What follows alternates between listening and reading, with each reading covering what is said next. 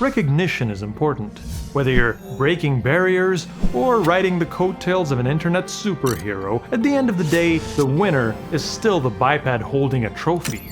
What words are actually etched on that trophy is not as relevant as you might think. Take for instance the case of the totally niche and obscure reality competition, the Great British Bake Off. Its brand of congenial elimination of aggressively plain-looking amateur bakers worked well in its native United Kingdom.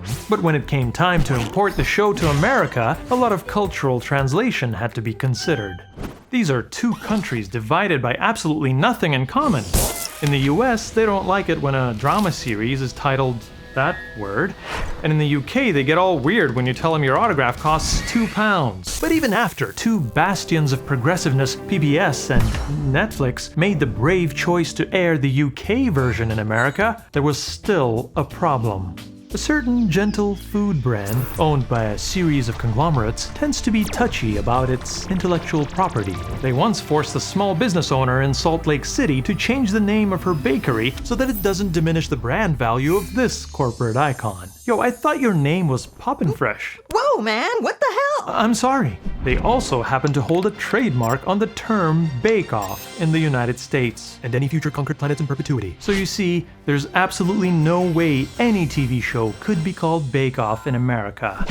The title had to be modified.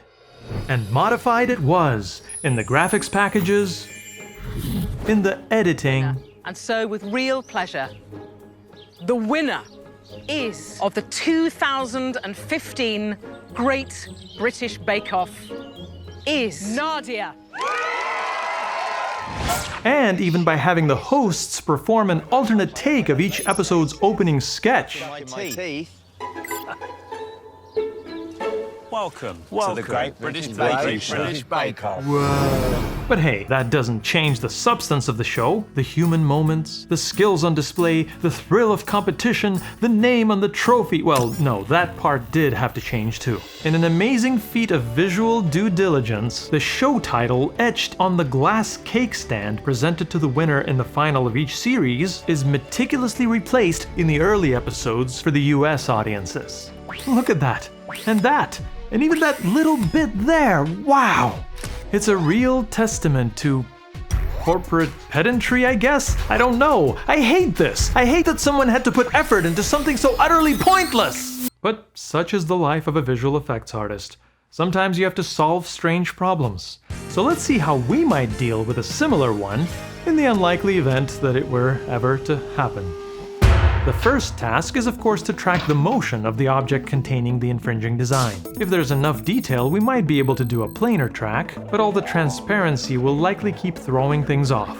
And planar tracking just blindly mimics the distortion of the surface anyway. 3D object tracking might be a better approach, but getting a decent solution from a handful of points on a small, barely moving flat plane is almost impossible. Unless you know their exact coordinates in relation to each other and the camera lens's field of view. Yes, we're in! Now there's nothing we can't put on this plate. All that's left is to get rid of the existing design. And here, the shoddy engineering of the human visual cortex gives us an advantage. Because it will be busy perceiving the newly added element, we only need to give a hint of the background visible through the glass. So using a copy of the original design as a matte, let's just blur things a bit and bam! No infringement intended. Oh my gosh, it's like a dream. What can I say? I've always dreamed about this and now the dream has come true. Dreams do come true. But I'm not dreaming anymore. I'm wide awake. I'm Captain. I can't wait to get home and get some sleep and dream.